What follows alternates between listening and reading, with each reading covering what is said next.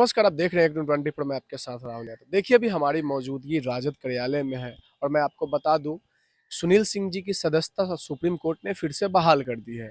इन्हीं सब मुद्दे पे आज राजद कार्यालय में उनका भव्य स्वागत किया जाएगा। क्या-क्या तैयारियां हैं और क्या-क्या कुछ होने वाला है, अभी मैं बात करता हूँ राजद के प्रवक्ता एजाज अहमद सर से। सर, सुनील सिंह जी की सदस्यता को सुप्रीम कोर्ट ने फिर से बहाल कर दी। देखिए, माननीय सर्वोच्च न्यायालय के द्वारा जो लोकतंत्र और लोकतांत्रिक प्रक्रिया को कहीं ना कहीं डबल इंजन सरकार ने रोकने का काम किया था, जो आचार समिति के माध्यम से उनकी आवाज़ को दबाने का काम किया गया था, उसको माननीय सर्वोच्च न्यायालय ने सुना और सुनने के उपरांत फैसला दिया कि आचार समिति का जो रिपोर्ट है उसको रिजेक्ट किया जाए और जो चुनाव आयोग के द्वारा चुनाव कराने की प्रक्रिया की गई है उसको रिजेक्ट किया जाए और सुनील जी की सदस्यता को बहाल की जाए। ये स्पष्ट दिशा निर्देश माननीय सर्वोच्च न्यायालय का आया। उसके बाद राष्ट्रीय जनता दल के नेता कार्यकर्ताओं में खुशी है। खुशी इस बात का है कि लोकतंत्र और लोकतांत्रिक प्रक्रिया को एक व्यक्ति जीवटता से, अपने धैर्य से और अपने साहस का परिचय देते हुए न सिर्फ सरकार को झुकाने का काम किया बल्कि डबल इंजन सरकार को बताने का काम किया कि लोकतंत्र और लोकतांत्रिक प्रक्रिया को इतनी आसानी से कोई दबा नहीं सकता है। मतलब कहीं ना कहीं संघर्ष की जीत है। देखिए, संघर्ष भी है, धैर्य भी है और साहस की भी जीत है। और कहीं ना कहीं लोकतंत्र और लोकतांत्रिक प्रक्रिया को माननीय सर्वोच्च न्यायालय ने बचा करके स्पष्ट संकेत दिया है कि लोकतंत्र और लोकतांत्रिक अधिकारों को अगर कोई सरकार के माध्यम से छीनने का काम करेगा तो उसको छीनने नहीं दिया जाएगा। आज उन्हीं के स्वागत में सब बैंड बाजा लाया। देखिए, सुनील जी पार्टी के राष्ट्रीय कोषाध्यक्ष हैं और पूरे राष्ट्र के राष्ट्रीय जनता दल के एक एक नेता कार्यकर्ताओं में खुशी है। उसी खुशी के क्रम में आज झारखंड के कार्यकर्ताओं ने यहाँ पर जब उनको पता चला कि आने वाले हैं, झारखंड के कार्यकर्ताओं ने बैंड पार्टी ला करके उनके स्वागत में बाजा बजाने का काम कर रहे हैं अपने तरफ से। ये कार्यकर्ताओं की भावना है, कार्यकर्ताओं की भावना की सब लोग कदर करते हैं, ये स्पष्ट रूप से देखना चाहिए। लोकतंत्र और लोकतांत्रिक प्रक्रिया को मजबूती कैसे मिले, इसके लिए कार्यकर्ताओं में जो खुशी आज है वो खुशी का प्रकटीकरण कर रहे हैं। एनडीए में मंत्रिमंडल का विस्तार किया गया, उस विस्तार में सभी जातियों को ध्यान रखा गया। कहाँ सभी जातियों का ध्यान रखा गया?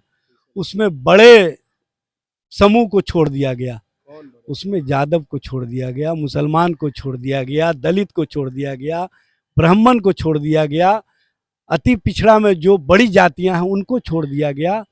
ये उपेक्षा किस तरह से की गई है ये स्पष्ट रूप से दिखा। भारतीय जनता पार्टी अपने परंपरागत जो राजनीति करती रही है उसी लोगों को कहीं ना कहीं जोड़ने का काम किया है।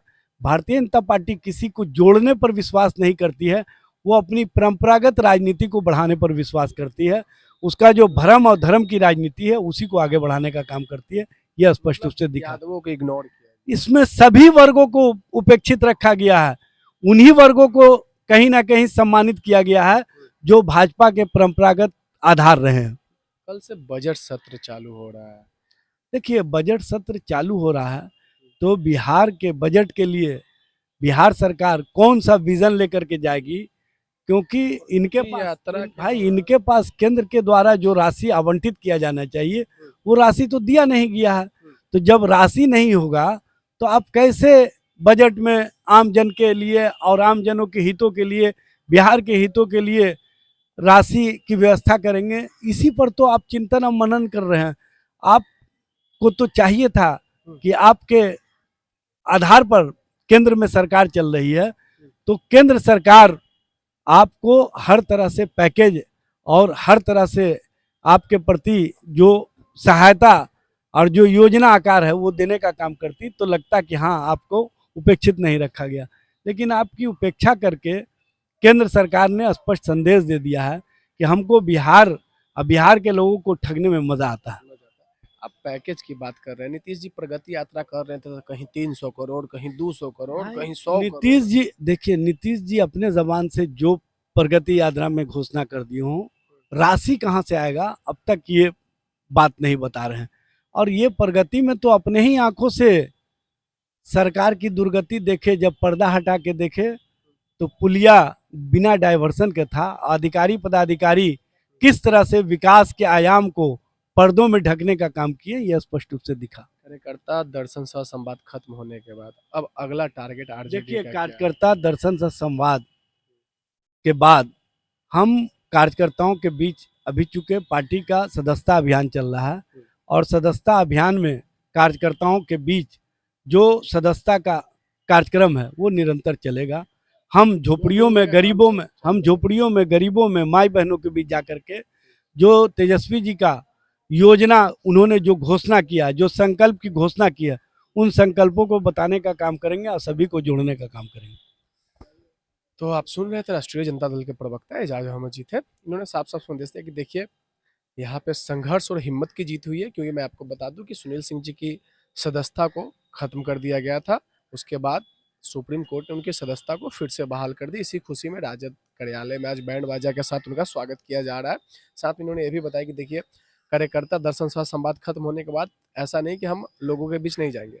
हमारे नेता, हमारी पार्टी, हमारे पार्टी के लोग उन सभी महिलाओं से मिलने सभी महिलाओं से मिलने जाएंगे जो गरीब गरीब की बस्ती में रहते हैं, जो महादलित की बस्ती में रहते हैं। हमारा दौरा अभी समाप्त नहीं, हमारा दौरा चुनाव तक चलेगा। हम सभी वर्गों का ध्यान रख रहे हैं। साथ में तेजस्वी यादव जी ने जो जो वादा किया उन वादों पे विचार किया जा रहा है और जैसे ही सरकार आएगी हम लोग सभी उन वादों पे खड़े उतरेंगे। बाकी इस वीडियो के लिए आप क्या सोचते हैं अपने मन में, अपनी प्रतिक्रिया कमेंट बॉक्स में जरूर बताइएगा। तब तक के लिए आप देख रहे थे न्यू 20 पर, मैं आपके साथ राहुल यादव।